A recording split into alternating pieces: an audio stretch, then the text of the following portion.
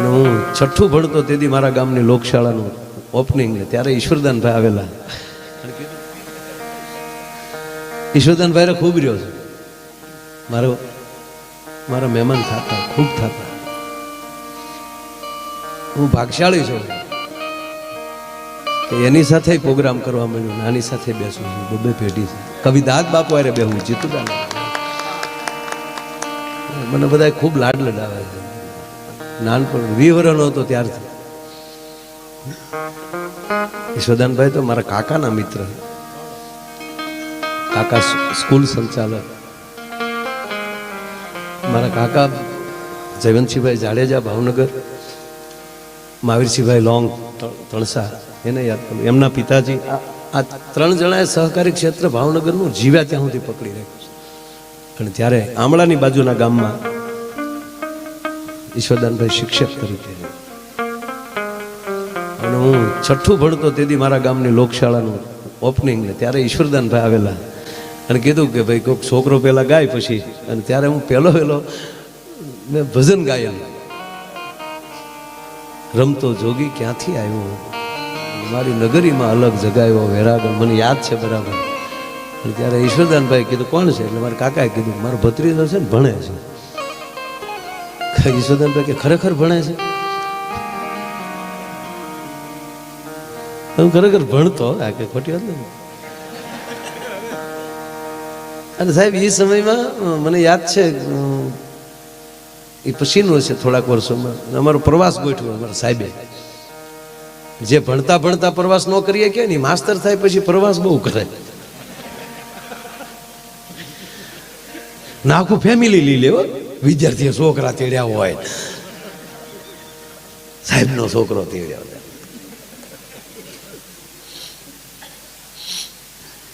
અમે સાપુતારાનો પ્રવાસ કરેલો. ત્યારે રામાયણ સિરિયલનું શૂટિંગ આવતું. આપણું ગુજરાતનું ગૌરવ અરવિંદભાઈ ત્રિવેદી લંકેશ અને રામરાવણનું યુદ્ધ મને ખરેખર યાદ છે.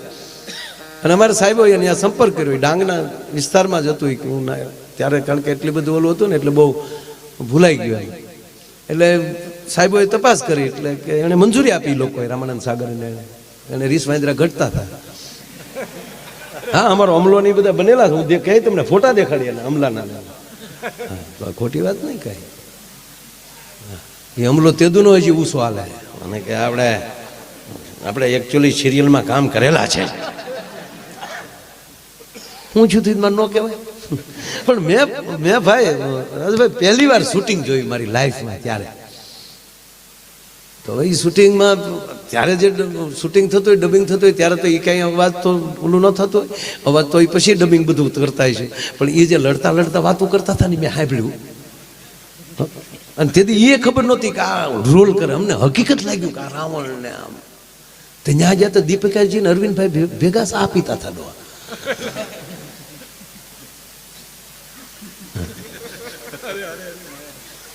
અને ઓલા આપણા ભાઈ શ્રીકાંત સોની ઓલા ઋષિ થયેલા, તો એ ઓલા કમડલમાં બીડીયું ભરેલું મેં જોયેલું. એ તો મારા મિત્ર પાછા, એ તે કાકાના મિત્ર લાઠી નાય.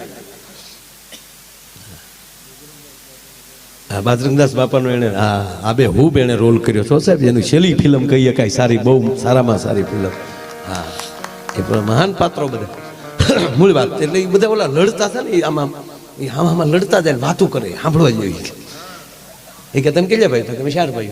શું કરો? તક 2 રાક્ષસ છે, 2 વાંદરા થયા.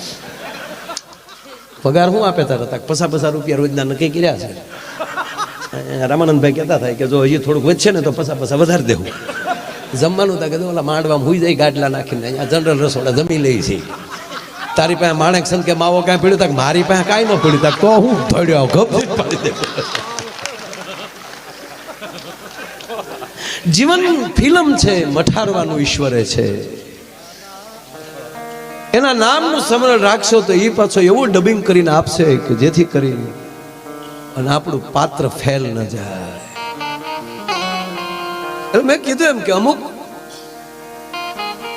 ભગવાન થોડીક વાત કરવી મારે, વચ્ચે વચ્ચે તમને હસાવતો જાય ને. મારે કેટલી મિનિટ બોલવું? રહેવા ગયો ને ભાઈ. હવે સમરસતાનો ભાવ, નાના મોટાનો ભેદભાવ મૂકીને એક વિનંતી કરીને એટલું કહીએ કે હવે બધાય આ જે કુળમાં જન્મ્યાનું ગૌરવ હોવું જોઈએ, પણ હવે ભારતીય બનીએ.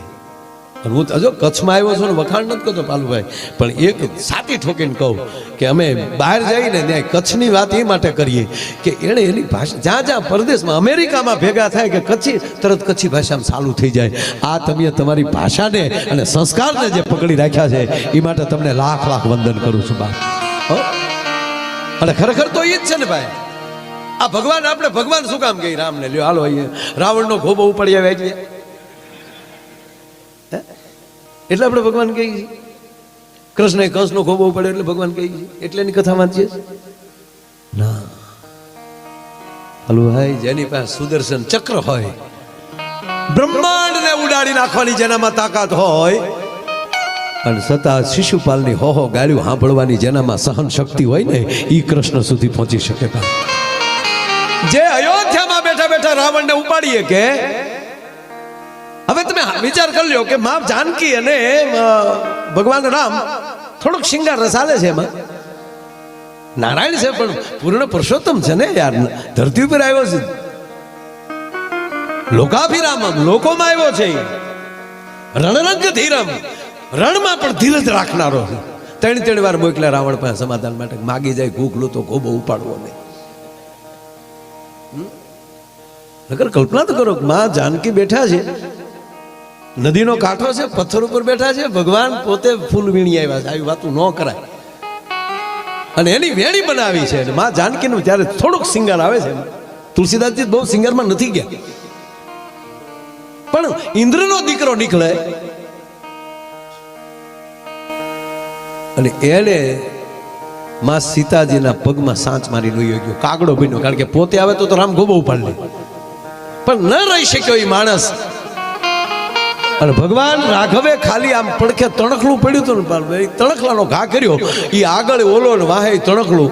ઇન્દ્ર પાસે ગયો, ઇન્દ્ર કે નીકળ, ભલે પેટનો દીકરો રહ્યો, રામના બાણની કોઈના બાપની તાકાત નથી તને બચાવી એકે. ત્યાંથી બ્રહ્મા પાસે જાય છે, શિવ પાસે જાય છે. ત્યારે શિવે કીધું કે જેનું તે ભૂલ કરીને હવે એને ચરણે જા. અને પછી રામને ચરણે આવ્યો. ભગવાન એ શીખવે છે કે જ્યાં ભૂલ કરી હોય ત્યાં ગોતી લેવો. નહીતર પતિ પત્ની બે મંદિરે ગયા, ધડ દિન બેન વગાડ્યો અને પત્ની બોલ્યા, બેન હે ભગવાન, હે મારા નાથ, હે ભોળાનાથ, હે બિલખાના હનુમાન, હાથે હાથ ભાવ મને આ પતિ દે છે. શું કામ? જન્મે જન્મે પઠાવવો નહીં એમ. આ પઢાવેલું પોપટ તો ત્યાર તો ખરું, હાથે હાથ ભાવ મને પતિ દે છે. ત્યારે પતિદેવ વાહ જ ઉભો થયો, જોજો ભગવાન આ ભાવ હાથમાં પાછો હોવો જોવે. અરે અમારે મવાની બજારમાં, ભસામની વાત જ નથી કરતો, મવાની બજારમાં હું નીકળ્યો ને દિવાળીનો તહેવારો, તો એક ભાઈ એની પત્નીનો આમ હાથ દબ્બી નાખ્યો જતો હતો, હાથ દબ્બી દીધો, બેન વાહે દોડ્યા. એમાં હું ગાડી લઈને નીકળ્યો, જોઈ ગયો. મેં કીધું હે ભાઈ આ મહુવા છે જો. એટલે માયાભાઈ જે માતે હાથ ન મૂક્યો, જે માતે પણ આમ જો થોડીક મર્યાદા. મને કે ફેશન ને એવું કઈ છે નહીં, ભી છે હમણાં. હું પણ ભી છે કે બાવડા, મને કે મૂક્યા ભેગી હાડીની દુકાનમાં ગળી જાય અને રૂપિયા 15,000નો પટો પડે છે. પણ આંખ દીધી તાને ઓળખવાને ને શુભ જોવાને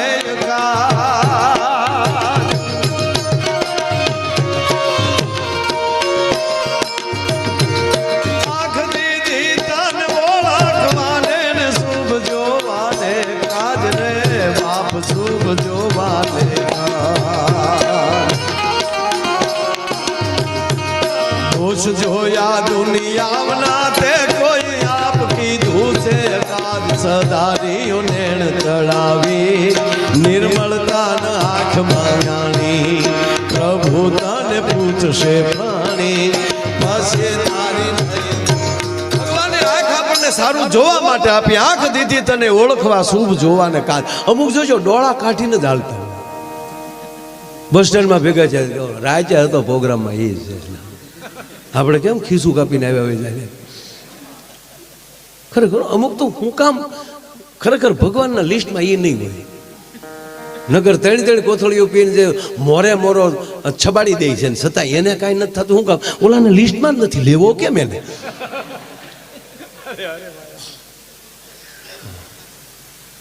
અરે એક ભાઈ મને કે માયાભાઈ ખરેખર જીવન મને કે જીવવા જેવું આવ્યું છે. જો તો ખરા મને કે કેવી ગાડીઓ અને કેવા રોડ. સોપારીને મને કે ઠોકર મારો તો દિલ્હી સુધી ન ઉભો રહે એવો તો રોડ થઈ ગયા.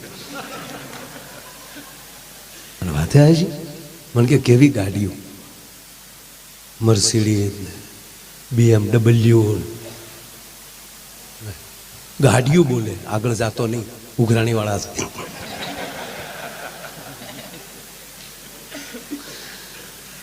મને કે માયાભાઈ 15 તો એર બેગું, ગાડી ભટકાય તો અંદર ફુગા થઈ જાય, ગાડલા થઈ જાય, એને કાંઈ થાય નહીં. મેં કીધું કંપનીવાળાએ આપણી હાટું નથી બનાવી, એની હાટું બનાવી કે હપ્તા દીધા વગર નો મરી ન જાય, નહીતર ગોચ્યું ક્યાંથી. આખી દુનિયામાં ભાઈ આટો માર લેવાની રાજાભાઈ છૂટ. દરેક માણસ બીજાને સારું લગાડવા જીવે છે. એક દાન જ એવું છે કે એ જગત કલ્યાણ માટે છે. બાકી કપડા લેવા જાય બીજાને પૂછે હારા લાગશે ને.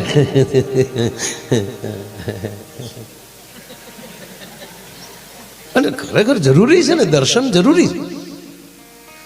આ બેનો બ્યુટી પાર્લરનો પૂરેપૂરો ઉપયોગ કરજો. મારા હમ ભગવાને માણસ બનાવ્યા છે. હા, પછી આપણે ગલુડા થાવ તેથી ગખોલમાં પડ્યા રહેવું. એક ભાઈનું મોઢું હોજી ગયેલું. મેં કીધું કેમ? મને કે તારી ભાભીએ ભાંગી નાખ્યો. આ સ્વીકારેલી એ ભાઈ ડ્યો. મેં પણ મારા ભાભી તને માર્યો શું કામ? મને કે કાલે એનો બર્થડે હતો ને, એટલે મેં કીધું જન્મદિવસમાં ગોબો પડ્યો. મને કે યાર કેકમાં ભૂલ પડી ગઈ. એનું નામ છે કૃતિ અને ઓલે કુતરી લખી નાખ્યો. હું તમને દાંત જ કઢાવી, મારી પાસે ગજાનનો સાઠો છે નહીં.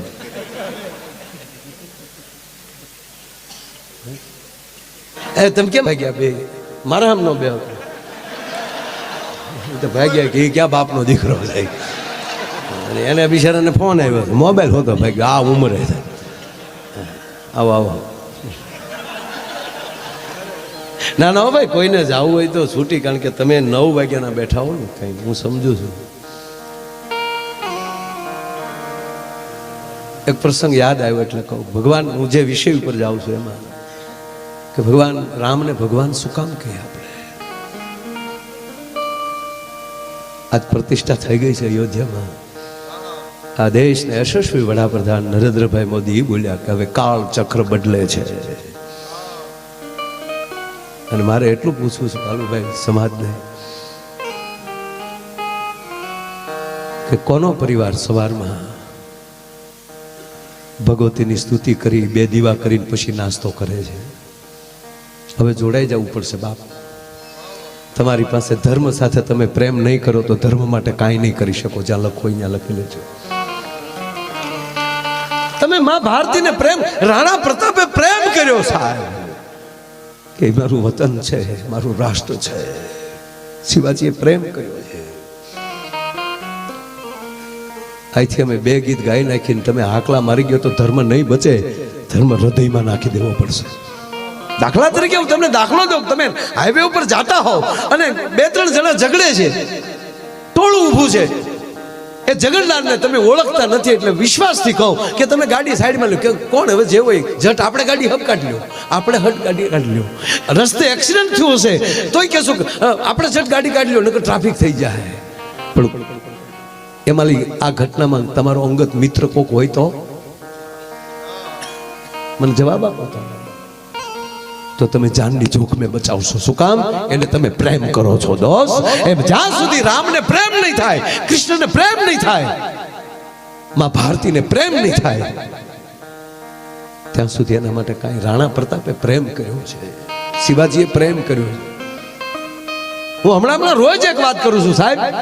ઇતિહાસ એટલે શું? ભૂતકાળની ભૂલોને વાગોળવી, આનું નામ ઇતિહાસ. અને ફરીવાર આવી ભૂલ ન થાય એ ઇતિહાસ.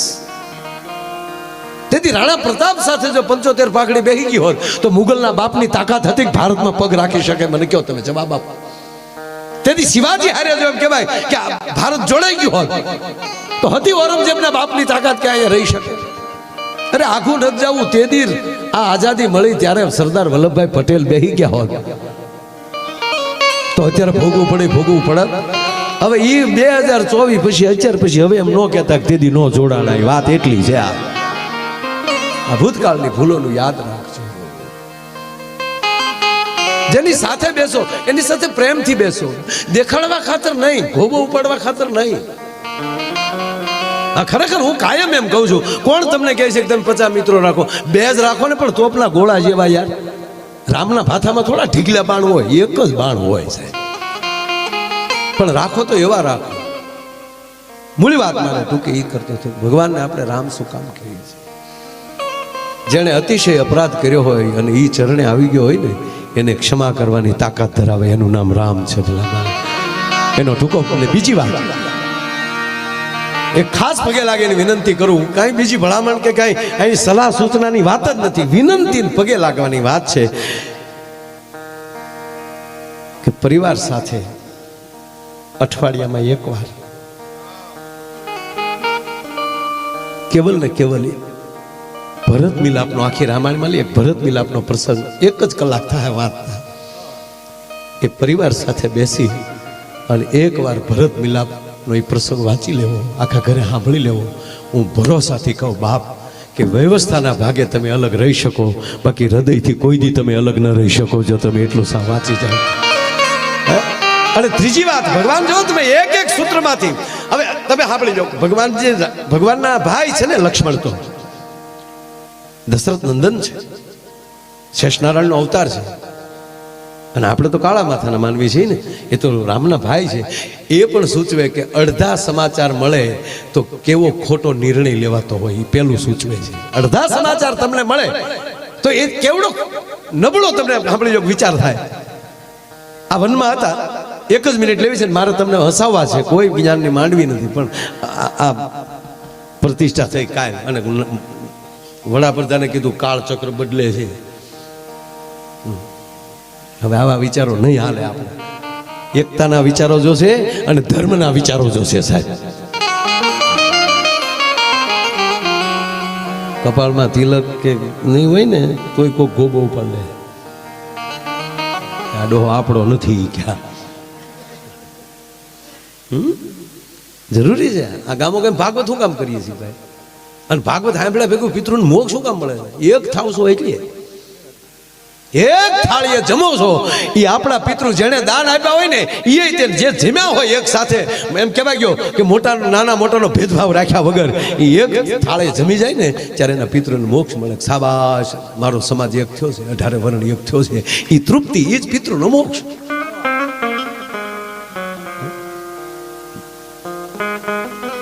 અમારા હકાભા કહે ને ઘણી વાર કે અમે જો તમને આઈ એમ કહી ને કે ભાઈ લાઈટું કરો તો તમે લાઈટું કરો, તાળી પાડો તમે તાળી પાડો. તમે કેટલા ડાયા છો? સુધરવાનું તો અમારે છે તમારે કયો હાલ. આ તો વ્યવસ્થાના ભાગે અહીં બેઠા છે, બાકી કાંઈ અમે તમારાથી કાંઈ અલગ છે કે એવું નથી. પછી ભાઈ બોલીએ ત્યારે તમે શાંતિથી સાંભળો છો અને સમજણ સહી જ આવ્યા છે ને, બાકી તો બીજા હોઈ ગયા છે. ઉપાડો લીધો એમ થોડો પિતૃને મોક્ષ બોલે તો તું જવાનો હવે હરેલાટી કરતો. અને કોરોના પછી તો ખરેખર ભાઈ, કોરોના પછી તો પિતૃ કડ્યા સીડ્યા. કારણ કે પહેલી લહેરમાં તો કોને બાપને બેડે નક્કી જ નથી છુકાય. આપણા સ્નેહીઓ ગુમાવ્યા છે સાહેબ 100%. એનું દુઃખ છે, પણ આ તો હતું જ. આપણને જોઈ લીધા ભગવાને, એ પીડા પેદા કરીને પછી રામ આવ્યા છે. અને કચ્છ તો સુવર્ણ છે, અનેક વાર કસોટીમાંથી પસાર થયો છે બાપ. અને હોનાના 100 ટુકડા થાય ને તો કિંમત ન ઘટે. કારણ કે ઘાટ જગત આપે છે, હોનું તો હોનું જ છે. એમ કસોટી આવે ત્યારે માનવાનું કાંઈક સારું થવાનું છે. કોરોનામાં જેમ તેમ થયું છે બાબુ.